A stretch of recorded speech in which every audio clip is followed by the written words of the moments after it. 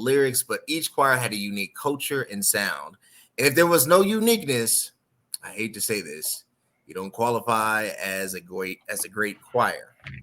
So for my number one, when it comes to evaluating the greatest choirs of all time, and I'm going to get people mad when I say this, I'm a little split on this, but I'm going to give it to them. I'm going to go with Cosmopolitan Church of Prayer and Holiness Choir. And the reason why, A, I'm a Chicagoan.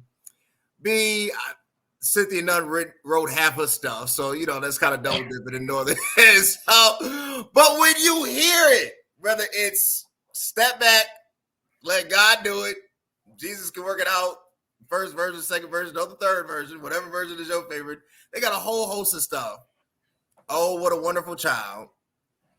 Father Hayes and the crew put together a memorial, really a choir that is a staple in Chicago and has hits. They have hits. Diane can lead a song, and every church wanted a Diane in their midst, right? So when you look at just choir, when you look at Sunday morning, Cosmopolitan had the robes. Matter of fact, every album that they put out, they were in choir robes.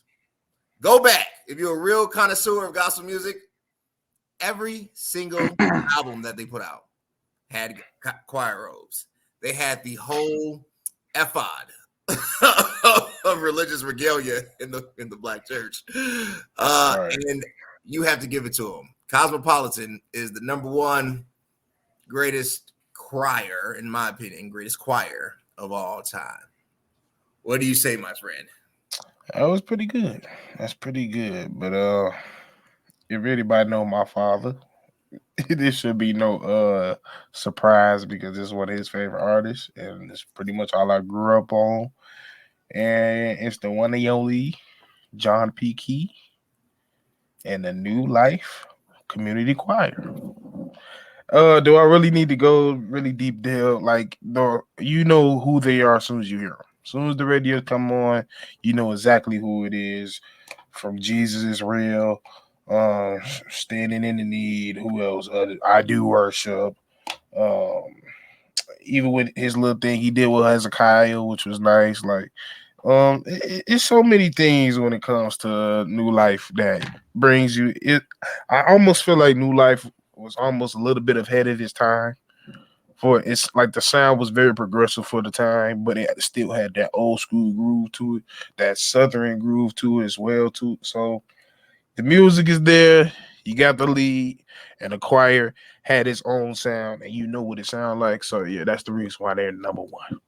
I'm not mad. New Life, look, John P. Kee, unfortunately I was looking at my list, didn't make it, but John P. Kee's choir, I'm sorry, New Life. I love New Life. I know I love New Life. I just got burnt out of New Life. I got tired of, you know what? Because I feel like he wanted to be an R&B singer, but he just knew how the church feel, and he would take like runs that like Devontae and them were doing from Jodeci, and he would like instill it in his sound. And you know when he was medium sized John P. Kee and he could move a little bit, he kind of had that Rance Allen thing going. But I just could not. I love him. I just can't rank him that high. That's not bad. Number one for you, John P. Kee. Number two, I thought long and hard about this, and I had to go back because this is more of an homage toward two generations. Oh, I say my parents' generation. All right. This choir is the reason why community choirs exist. This choir has made songs that have appeared on multiple commercials. This choir was founded by the gospel El DeBarge family and the Hawkins. All the light brights in that, from Walter and brother and everybody to, you know, Marion Tremaine. Love Alive choir got hits.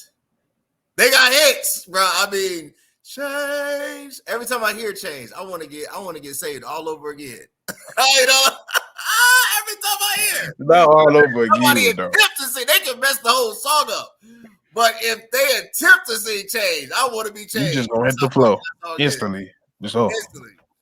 Between that, Oh Happy Day, I mean, you think it's Sister Act. It's hard not to give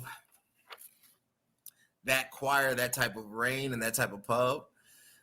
Love Alive kind of set the bar. You know, now looking back, the instrumentation was what it was for that time. Non-dynamic. Because we're in today's standard, right? We're retroactively evaluating this. But, you know, Love Alive for me is number 2 of greatest choirs of all time. Not gonna lie, they didn't make it. I ain't gonna lie to you, they didn't make it. But yeah, I ain't mad at that though. Number 2 coming in, I guarantee you done sung about 18 of their songs growing up. They're probably the most recycled song choir there is. You know, he I don't know what they call him, but he almost like I won't say the Godfather, but he a Godfather now. Sure. If you want to say it. But yeah, we all know him, we all love him. Hezekiah Walker and the Love Fellowship. Hezzy. I don't even need to bring up their songs. If you sung in, I don't even care if you ain't singing in a choir. If you've been to a church, you done heard a Hezzy song. Grateful or something. Right? Grateful or something. Right. So yeah, 9 times he got so many songs. You got probably a list of songs you probably can't stand hearing. That's how many songs he got. And his songs weren't complex. So it wasn't. It was like jingles. Yep. You know what? Gospel jingles, gospel choir jingles was maybe yes, but they I mean they had some songs that you was like, oh Lord, this song kind of high, like you know they do have a little songs where